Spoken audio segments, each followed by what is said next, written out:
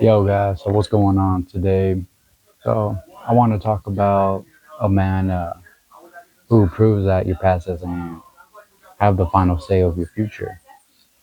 And his name is Paul. But before his name switched to Paul, we all known him as Saul at one point.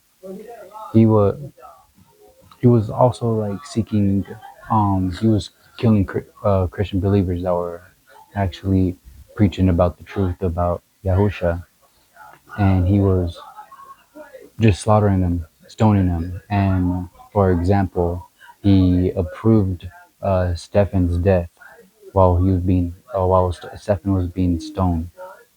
And one day he he woke on a trip to going to Damascus.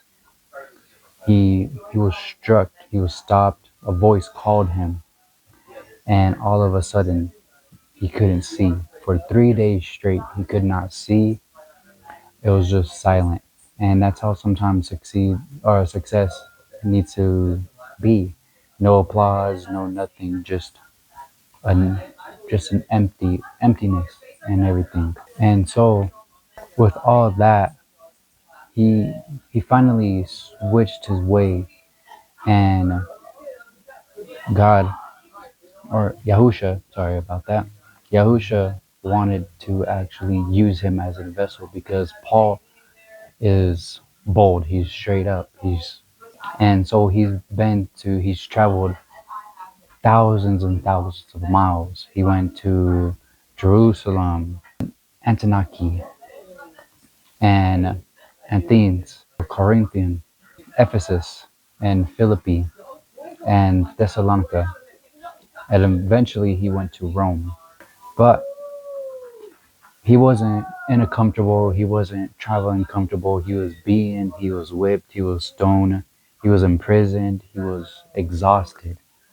And but something in him, he states that a throne, a thorn in the flesh, and so he asks Yahusha to get that away, to get rid of it. But the answer was no, and so he was facing spiritual battling, let alone he was fighting physically, and and endless pain and hardship emotionally. He was facing rejections because people did not listen to him because of what his past was, and it was hard for him. So it lasted for a couple of years and everything before people could actually trust into him.